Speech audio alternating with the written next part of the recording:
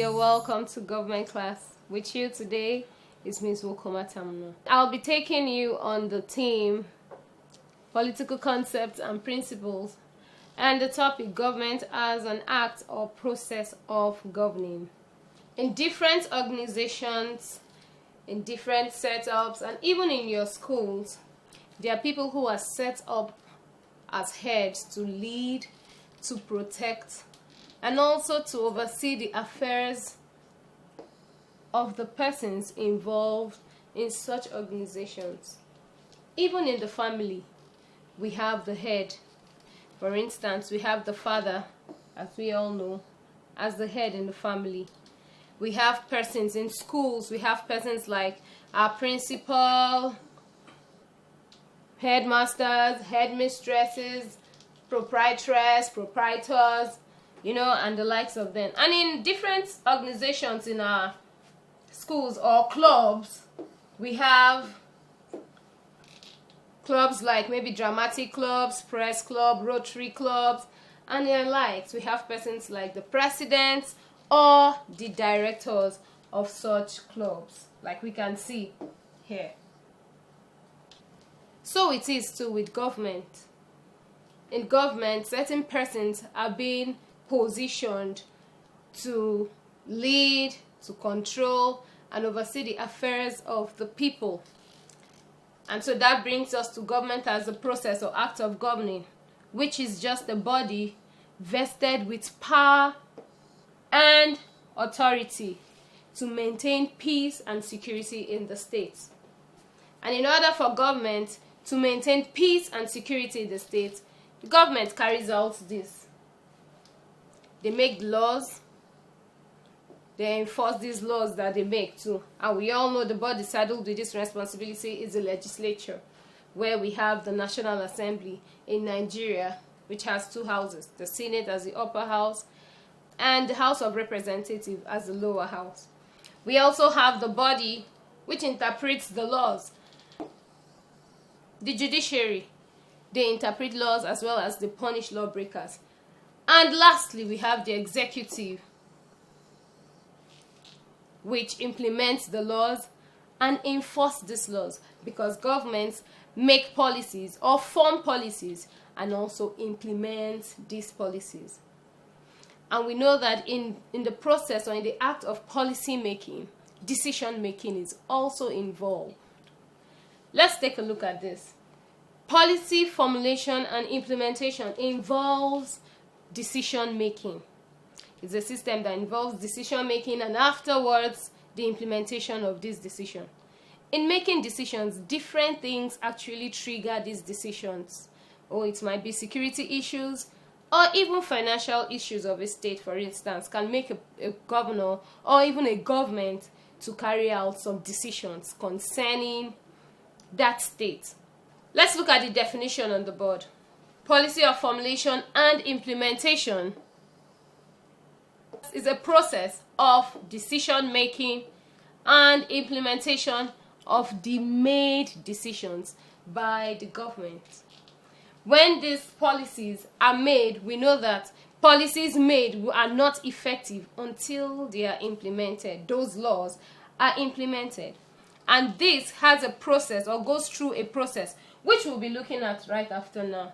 The process includes rule making, rule implementation, and rule adjudication. Let's look at them one after the other. Rule making, like we all know, it's the responsibility is saddled upon the body that makes law in a state, which is the legislature. In a democratic system of government, the power to make those laws is upon the legislature, like I said. And then in Nigeria, that body responsible is the National Assembly. This is a picture of the National Assembly. And it's made up of two houses. We have the Senate, which is the upper house. And we have the House of Representatives, which is the lower house. Rulemaking begins with the process whereby the government identifies a public issue or a public problem and then tries to solve it.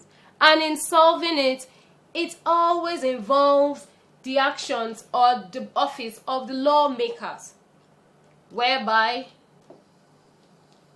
they get involved in making laws that will address these problems and then decide on what course of action to adopt, when and how these laws will be implemented upon the people to bring a solution to such problems. After this is done, their decisions are then passed as a bill. And this bill goes through 3 stages, which are the first, the second, and the third reading. After a successful deliberation over this bill, it is passed to the president of the country to sign. It remains a bill until the president signs it into law. Meaning, if the president does not sign such bills, it cannot be a law, or it cannot become a law. And for this law to be effective, it must be implemented by the implementative body, which is the executive. And so it brings us to implementation. Rule implementation. It's the power to implement and enforce the laws that have been enacted by the legislature. As we all know, the executive is made up of bodies like the police, the president, we have the vice president, we have the Navy, we have the traffic warden, and even the prison warders. They all make this. After the rules have been made, they carry out the responsibility to implement these rules. Because without implementation, then the rule is as good as just there. And then it brings us to rule adjudication. Adjudication simply means judgment. And so the body vested with the power to interpret the laws and bring about just judgment is the judiciary. And we know that they settle disputes which may arise from the law or from even around us. For instance, there's a case between A and B. Where do they take it to settle? It's the court. And who does the trials and even gives verdicts of those cases? It's the judge. And so this is the organ made up of persons like the judges, magistrates, barristers, and even the lawyers. These personnel make up this organ of government responsible for the interpretation of laws and giving of judgments. In summary, we talked about government as a process or act of governing, and we said it's a body vested with power and authority to maintain peace and security in a state. We also saw the activities or functions of the government, which are lawmaking, enforcement of those laws, and forming of the policies, which will be carried out at the end to the implementation of the policies. They also interpret laws and punish lawbreakers. We talked about policy formulation.